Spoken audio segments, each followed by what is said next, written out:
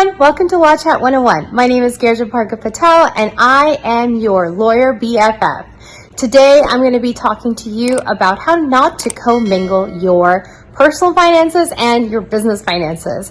But before I start, I want to let you know that all this information I'm sharing with you today is for informational purposes only. It does not apply to any one particular industry nor to one particular business. And if you want an attorney, you can go and hire one.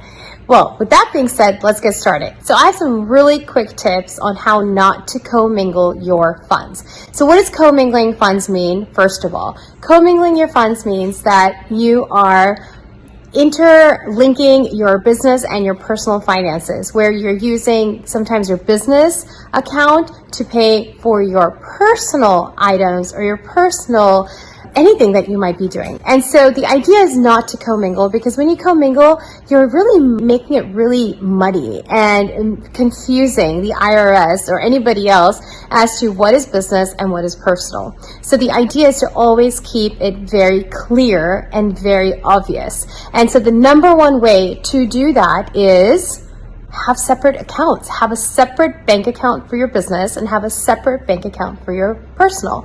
Do not have one account for both, because it'll be very tough to do the accounting, and also some of the expenses just might look like as if you're using your business accounts to pay for your personal, and that is just a big no-no. Number two, have a separate credit card. Have a business credit card and have a personal credit card that you're using for your personal expenses, and you are keeping it very separate. Number three, if you are putting money back from your business to your personal or personal to business, make sure you make notes of it and make sure you make it very apparent as to why you are doing that. And number four, hire a CPA and an attorney. You need both of them.